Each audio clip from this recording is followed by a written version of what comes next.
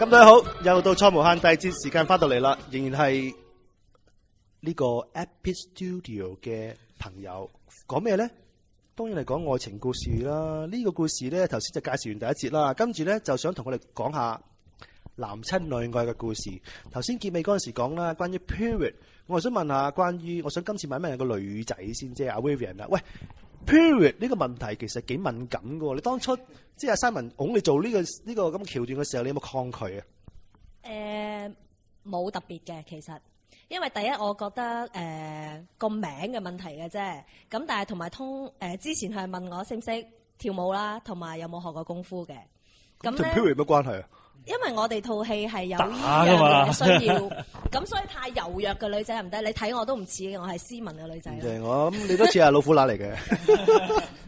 咁所以就開頭嘅時候就冇咩特別覺得有啲咩問題嘅。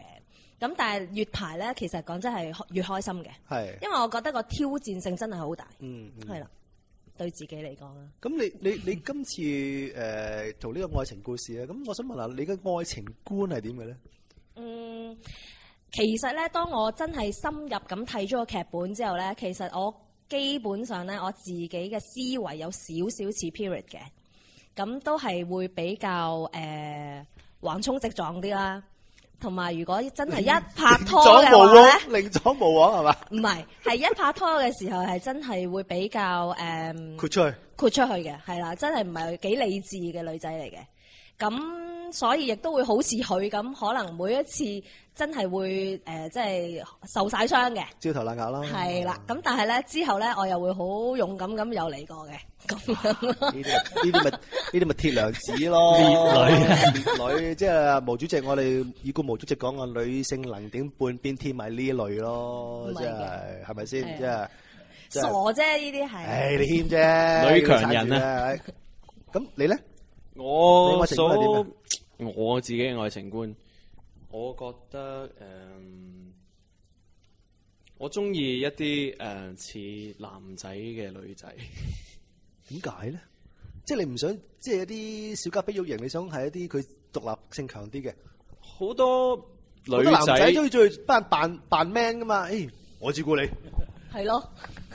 幾多女仔要扮 period 咧，就係一個咧好唔女仔嘅女仔啦喺戲入邊，因為佢好剛強嘅，或者聽波你咪 Tom 波你咪大鑊，擔起好多嘢噶嘛，但係即係有膊頭噶嘛。咁現實中咧？現實中嘅我都係咁嘅，咁但係好彩我都可以揾到啲咁嘅女仔，咁好嘅女仔。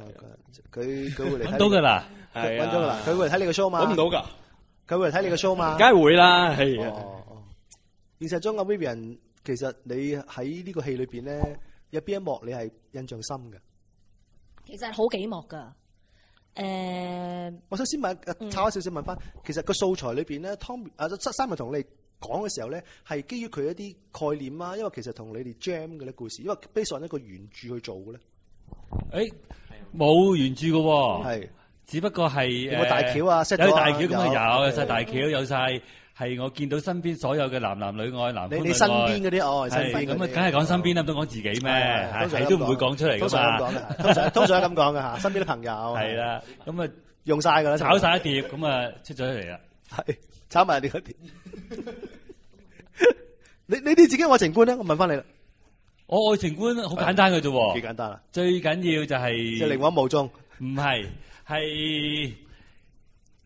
係咩啫？唔敢講啊！你唔係唔敢講，係諗翻好遠喎。因為有時間俾你講，因為已經即係結咗翻一段時間啊嘛。咁諗翻，其實只不過即係唔敢亂講。佢又唔會睇嘅，所以我覺得冇所謂。唔會啊！唔會啊！知啊！我知。你點知啊？我就認識我太太。你點知啊？唔使喺我肯定。如果佢真係睇咧，乜都得啊！真係冇可能啊！唔好講咁遠。總之就係咧，就係佢係。點講咧？一定要係好簡單而又好果斷嘅人。即係我中意嗰個。你中意嗰個簡單而好果斷，唔好咧麻煩。佢就係呢個人啦。係啦，你太太。咁我覺得你就發覺如果唔係點會忍受得到我啲咁嘅做搞劇場嘅人啫？你睇，你有福㗎啦。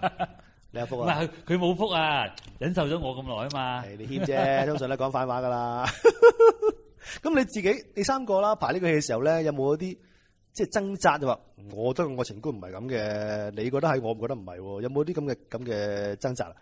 通常都係啦，雖然話嗱，最明顯就係通常 improvisation 或者係 jam 戲咧，好多時就係、好多時嘅觀點出咗嚟，但係點樣取捨咧？你會唔會將個主導權交俾佢哋？因為唔係啊，我話晒事㗎，你 jam 幾多嘢都好啦，我呢啲嘢要邊啲嘢唔要，我話事㗎。通常會係點？演員最好啦。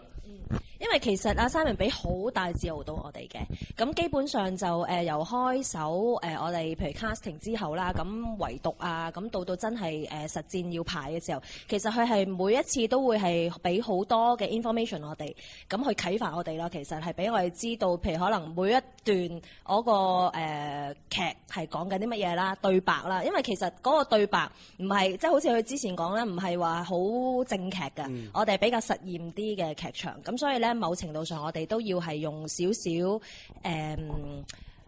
點講啊？形體係啦，即係你要想像咯，想像力會豐富啲，咁去研究晒所有嚇，想像力豐富啲，你唔做嘢㗎？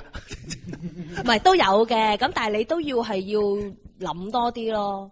因為唔係正唔正劇，係唔係好正路嘅。其實啲對白係可能你會睇到覺得，咦講緊咩？但係你諗深一層咧，我諗你會明白導演嘅意思嘅，因為佢俾咗個劇本我哋，即係話好多自由度發揮啦，但係都有個劇本我哋去跟，但係反而係我哋演繹嗰方面個挑戰性大啲，因為我哋好多時用咗好多唔係直接對白啊，或者一啲平時劇場嘅元素。因為試咗好多形體方面嘅嘢，咁呢啲我係以前都係未做過，咁個體能要求好高，因為要做到個動作之餘咧，個動作要表達到個劇情。你要佢打關鬥啊？係啊，呢個好慘啊！係點慘啊？傷咗㗎，瘀咗㗎，而家特登着長褲。因為嗰條係都話膝頭哥真係損咗喎！哇，你真係冇人道啊！你真係唔人道啊！你咁糟質佢，咁冇辦法啦，更加要嚟睇啦，點糟質佢啦？所以就好犀利嘅，一定要嚟睇。喂，但係我想問翻一個基本問題啦，即係嗱我知 Simon 就本身係讀開戲，就而家全職，即係唔係全職一份工啊，而係話即係你全身投入搞戲嘅工作啦、演出啦。咁你兩位咧有正職嘅喎，即係其實做嘢咁辛苦，香港都而家你知啦，或者唔得晚，仲咁辛苦嚟排戲，為咩啊？為夢想，為自己中意嘅嘢，係真嘅。係真嘅，即係中意發夢。本身我自己係一個好中意諗嘢嘅人嚟嘅。Okay. 咁同埋其實我基本上係好細個已經中意演戲嘅。你中學嗰時做過戲㗎，已經係咪？中學定小學？中學有試過幫人即係啲電影做過啲配角啦。咁有幫人拍過 trailer 嘅。咁但係就因為你知啦，出咗嚟做嘢之後咧，就要面對現實㗎啦，就唔可以擺咁多時間過去啦。咁同埋即係都要揾食㗎嘛。咁就後期直至上年啦，我諗係自己啦，個人又發生咗啲事嘅，咁就覺得好唔好為自己做翻啲嘢咧？咁樣，因為即係我段時間係好唔開心嘅自己，咁就覺得你可以講出嚟，我哋分享下可以。唔係工作上唔開心，發咗佢啦。工作上嘅好唔開心，咁令到我會覺得自己個價值邊個老細咁好，即係個價值觀啊，同埋睇嘢會覺得有啲迷失嘅，即係覺得點解好似做人做得咁辛苦咧咁樣。所以應該要咁就應該係啦，揾翻一啲自己真正中意嘅嘢，咁你會將你個 focus 可能會擺開啲。香港明天靠你啦！香港劇壇一個劇壇嘅明天靠佢，好嘛？咁你就遇到阿 Simon 啦，係啦。咁跟住之後就喺網上高見到有個討論區，係啦。咁就見到佢咁啱，佢上年嗰套劇咧就要 casting，咁所以就揾咗佢啦。咁就一拍即合啦。你睇拍搞戲咋嚇？搞戲咋，冇事㗎，唔係搞其他嘢，唔係搞其他嘢嚇。先聲明啊，搞戲咋，冇事，睇唔到㗎。係啦。你咧？你本身做咩㗎你？我本身做marketing 嘅，網上嘅 marketing。係咩？哦，同你都有啲似。係啊，咦？咁咪後要傾下偈喎，要。係啊，咪後。好貴㗎喎，係咪啊？再傾啊！貴唔貴？倒我米路啊！真係。咁你點解接觸戲劇咧？中學開始又係。接觸戲劇就我細個就好中意睇戲，好中意唱歌，好中意表演。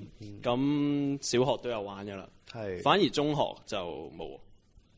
中學自從初中玩過之後，就一路都冇玩啦。唔知點解丟低咗啦，可能讀書啦。雖然我讀書又唔係好叻，咁但係入到大學之後咧，就因緣際遇下咧，又入翻劇社玩。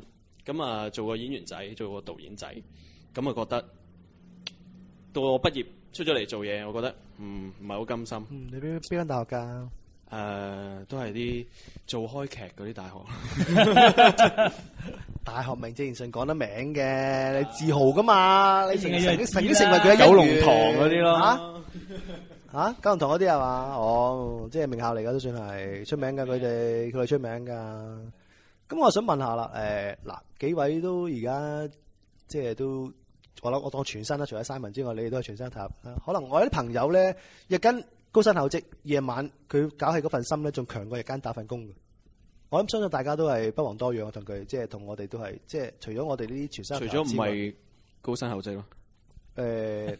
唔係我諗就係你講嗰份夢想，夢想俾你嘅嘢就個回報係你唔可以用金錢去衡量，同埋我覺得人生苦短，除咗追求偉大愛情之外，追求嘅就係理想啊嘛，啱唔啱？跟住我又想問啦，阿 Simon 講翻即係你嘅起源，你據我所知你都都幾傳奇喎！你又做過咪前你講過俾我知，你其實你一開始你唔係讀戲先嘅，你係不如同聽眾分享下你做咩先嘅咧？我第一份工係教書嘅，教咩啊你？係我教數學㗎。竟然係啊，好多人都唔知啊嘛，即係太耐啦嘛。咁教書教下發覺真係教書嘅時候，當年啊講10幾年前啊，就咧擺喺好老啫，老啦，咁啊擺咗好多時間去搞話劇，至知學校可以帶嗰啲即係學校劇團噶嘛，一半時間搞戲，一半時間上堂，咁啊做咗發覺自己唔對路啦，即係話我根本就唔係全身或者中意教書啦，咁所以毅然就俾戲劇呢份心扯咗你去，哇扯得好緊要啦，咁所以毅然就唔教書啦，就我第一份工係去電影嘅，我係做電影做公司做電影做編劇，唔做教師去咗做電影編劇，係啦。因為已經寫開劇本啦，當年香港都未曾有呢個咩編劇訓練班，咁啊就咁咪去做呢啲咁嘅叫做寫下劇本啦。有邊啲大將係你曾經有㗎，其實而家可以講個噃。咁所以啫，我諗成龍都認得我嘅，我幫佢寫劇本㗎嚇，即係但係即係佢淨係大家記得佢唔記得後邊啲人㗎嘛。邊套戲寫過你？嗰個咩唔好講啦，嗰啲就費事啦。咁就跟住就冇啦，發覺電影唔啱自己，咁啊做電視台。點解唔啱咧？都係創作嚟㗎。唔係啊，真係好想講啊，喺電影裏邊編劇最冇人尊重㗎，好慘㗎。最大嗰個係導演，導演一定有人尊重。跟住就係嗰個演員，因為最值錢啊嘛，佢出去賺錢啊嘛。冇錯。編劇寫完之後改到你改頭換面，唔知你係邊個？話知佢啊，收錢咪得咯。冇錯，冇㗎，冇地位嘅，好慘。我同意嘅，我身邊好多編劇朋友都係感同身受，講過呢番説話。咁所以跟住就再轉之後，發覺哎呀，我揾緊一個創作嘅一個原地啊，係可以能夠俾我能夠可以自由自在而能夠全身投入嘅，重新出發。係就轉來轉去咧，又做埋電視台，做咗電視台發覺都係唔得嘅。原來電視台。電視台做咩 post？都係做編劇啊，做 research 啊，都係做嗰啲都好玩嘅，但係都好多掣肘。係。咁啊，再毅然真係唔好打工啦。咁啊，再跟住就去咗英國度讀戲劇。係，然後翻嚟之後就讀咩課程？嗰陣時英國嗰陣時係讀一個叫做 Middlesex 係好出名嘅喎，好多香港朋友都喺嗰度讀嘅。比較多，因為嗰個係幾專門係去做訓練呢啲演藝人才。咁跟住喺裏邊就專修呢個中西戲劇比較。係咁啊，跟住又準備研究一個戲劇嘅演出啊。咁搞下之後，畢業翻嚟香港冇嘢做。係揾唔到食，咪暫時冇嘢做啫。嗰陣真係冇嘢做，咁樣就咁啊調翻轉啦，冇嘢做，不如就唔做一份正職嚇。好似史特尼斯拉夫斯基咁樣，先向右出，又跟住又入翻嚟。係咪唔做咯？不如唔好做，不如自己開拓一個可以生存嘅方法。我行我路，係啦，我展我身心，跟住咪就即係入去學校啊，入去啲機構啊，咁就教戲劇咯。咁嗰啲其實揾唔到食嘅，真係即係夠車馬費嘅啫。咁就展開你戲劇嘅新嘅人生啦。應該係全職嘅人生嗰時就咁啦，即係全部都搞晒戲劇。第二個環節時間差唔多，咁其實呢個只係啱啱開始。Simon講佢另外一條新嘅路，第三節翻嚟，我哋繼續追擊佢。戲劇呢條路對佢、對我哋或者對身邊嘅人有啲咩啟發？第三節見。